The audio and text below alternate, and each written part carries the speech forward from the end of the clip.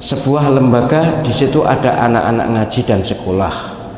Ketika membangun gedung, bahan materialnya minta sumbangan ke masyarakat umum dengan pasang baliho di beberapa tempat. Namun uang SPP anak-anak yang belajar di situ uangnya masuk ke pribadi. Ki sopo ya? Ditinjau dalam perspektif muamalah syariah, itu hukumnya seperti apa? Begini ya. Kalau pesantren atau madrasah, masjid minta sumbangan untuk bangun, ya ikhlaskan aja. Tapi kalau kemudian di aku pribadi, ini masalah.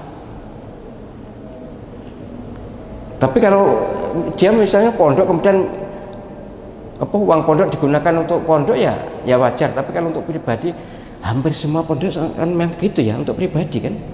Tapi membangunnya memang dari mana-mana, tergantung yang nyumbang aja, tergantung yang nyumbang. Maka ya kalau nyumbang itu ikhlas saja, penyelam percuma loh. Nyumbang gak ikhlas itu percuma, gak itu ganjaran, percuma. Sudah ikhlas saja untuk apa? Terserah, niatkan untuk kebaikan, untuk yang dipasang baliho itu. Sebab gini loh, kalau penjenengan misalnya keluar uang 10.000, niat baik untuk bangun masjid misalnya, atau untuk bangun apa, 10.000 ya saya ini mau masjid 10.000, itu kan gak apa-apa ya, 10.000. Kok umpama itu diselewengkan oleh panitia, sing dosa panitia penyelenggara tetap untuk dapat pahala membangun masjid sesuai dengan niat penjenengan. Enek wong ngemis, niatnya kene bukan wong ngemis, nek ngemis gak amin ya, ngamen. Niat kita memberi untuk supaya untuk biaya hidup, ternyata tinggi ngombe, kita tidak berdosa. Kita dapat pahala, niat kita dapat pahala yang kita keluarkan itu sesuai dengan niat.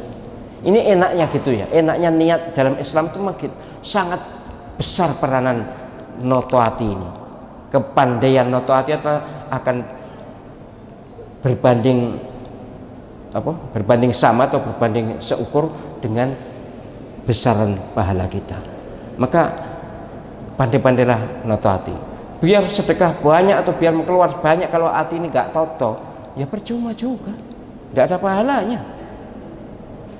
Jadi ini penting. Kalau pertanyaan ini sudah, kalau pengen keluar uang, sudah keluarkan bismillah lillahi ta'ala pun, untuk apapun niatkan untuk kebaikan. Perkara kalau sing njaluk kuwi tinggi pribadi itu tinggi apa, urusan jangan kita ikut ngurus.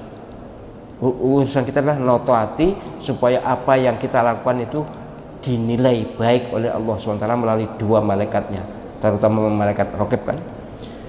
Jadi tidak usah ikut ngurus ini ya. Ini kok sepertinya, mohon maaf ya, kok usil gitu loh ya.